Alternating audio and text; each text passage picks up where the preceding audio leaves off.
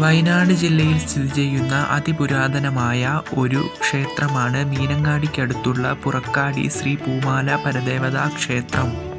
വനവാസകാലത്ത് സീതാദേവിയും ലവകുശന്മാരും ഈ പുണ്യഭൂമിയിലെത്തിയെന്നും പരദേവത അമ്മയ്ക്കും മക്കൾക്കും ഇവിടെ സ്ഥാനം കൊടുത്തുമെന്നുമാണ് ഐതിഹ്യം. പ്രധാന പ്രതിഷ്ഠ സീതാദേവിയും ലവകുശന്മാരുമാണ്. കിഴക്കോട്ടാണ് ദർശനം. പരദേവതയായ ശ്രീ മഹാദേവനും ക്ഷേത്രത്തിൽ തുല്യ പ്രാധാന്യം ഉണ്ട്. ശ്രീ മഹാഗണപതി, പൂതാടി ദൈവം, മേലെ തലച്ചിൽ, വയനാട് തലച്ചിൽ, നാഗം, കാർണവർ തുടങ്ങിയവരാണ് ഉപദേവതകൾ. വീട്ടിൽ ദൈവം, വയൽ മണ്ഡപം, കോരമ്പറ്റ എന്നിവിടങ്ങളിൽ ഉപക്ഷേത്രങ്ങൾ സ്ഥിതി ചെയ്യുന്നു. ക്ഷേത്ര ഊരാളൻ കുപ്പത്തോട് നായർ തറവാട്ടിലെ മുതിർന്ന പുരുഷാംഗമാണ്.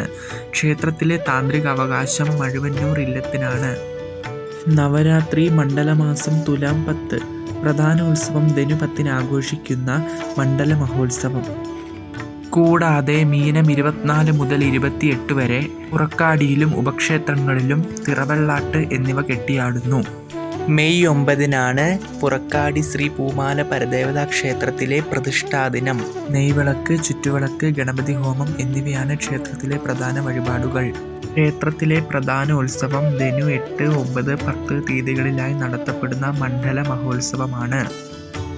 ധനുമാസത്തിന് മുമ്പ് തന്നെ തുലാം 10 ക്ഷേത്രത്തിൽ കൊടിയേറ്റുന്നു. ആദിവാസി മൂപ്പന്റെ നേതൃത്വത്തിലാണ് കൊടിയേറ്റ് നടക്കുക. ഉച്ചപൂജയ്ക്ക് ശേഷമാണ് കൊടിയേറ്റ് നടക്കുക. നെടിയഞ്ചേരി കുറുമ കോളനി മൂപ്പനാണ് കൊടിയേറ്റം നടത്തുന്നത്. മുള വെട്ടുന്നത് കരിമം പണിയം കോളനി മൂപ്പനുമാണ്. പുൽപ്പള്ളി സീതാദേവി ക്ഷേത്രത്തിലെ ഉത്സവം കഴിഞ്ഞാണ് കൊടിയിറക്കം. ധനു 10 മുന്നേ ക്ഷേത്രത്തിൽ കലവറ നിറയ്ക്കൽ ചടങ്ങോടുകൂടി ഉത്സവം ആരംഭിക്കുന്നു. ധനു 9 അപ്പാട് താലം വരവ് നടക്കുന്നു.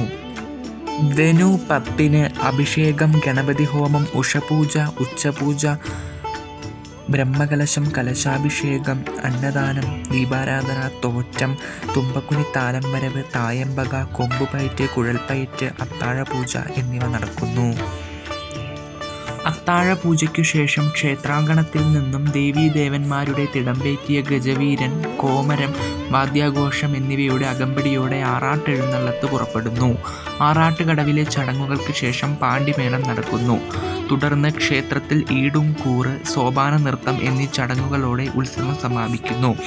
ഉത്സവത്തോടനുബന്ധിച്ച് ക്ഷേത്രകലകൾ, സംഗീത കച്ചേരി എന്നിവ നടക്കുന്നു.